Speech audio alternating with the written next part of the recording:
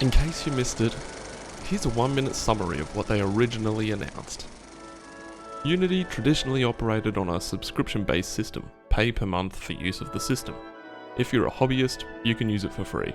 Then, Unity had announced a debacle of news around a new fee that was based on installs of the game, including, but not limited to, reinstalls, pirated installs, install bombing, one group or one person installing a game several times. Unity had announced that they had systems in place to track the installs. They also said they would work with game devs in sorting out possible overcharges from pirate installs or install bombing. Uncertainty and unpredictability in prices for any devs is horrific. Retroactivity of installs, the installs that would be counted from when the game was first launched, would be counted. Transparency issues of how they would count the installs using terms like proprietary data model, ambiguity around the exact per install fees, and charity exclusions. The announcement was rushed and perceived to be a door-in-the-face technique. Soften the blow of negative news by announcing something unreasonable,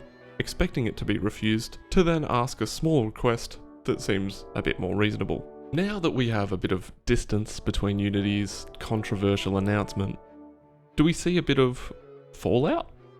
Has your opinion changed? Would you trust a company that seemed to flippantly revert TOS changes? Let me know in the comments below.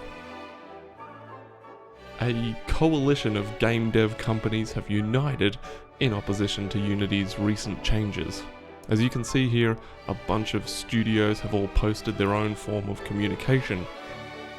Now, if that's not bad enough, you can find even prominent YouTube tutorial makers jumping ship. It's all really coming down to how Unity is now a publicly traded company whose interests align with what's best for the shareholder and not the game developer. We are yet to see the price change kick into action. We are also yet to see what changes this will have on the Unity ecosystem. As previously mentioned, it has an effect on YouTubers and content creators that have based themselves in Unity. It affects people making content for the Unity asset store that make asset packs of models, music, game templates and more. It's really a dire situation when you put all your eggs into one basket and that basket turns out to be held by a maniac group of money grabbers who squish all your eggs to try and get that sweet, yolky money juice.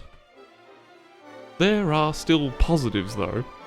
This isn't doom and gloom, but admittedly it's a lot of doom. Unity is still cheaper than Unreal if you don't sell too many copies. Unity already has a ton of tutorials, a massive and set asset store.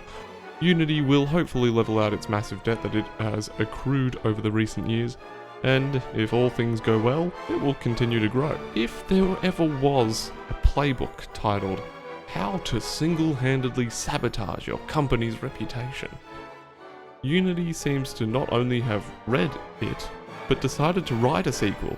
Their recent decisions might just be the textbook example for future business courses on what not to do.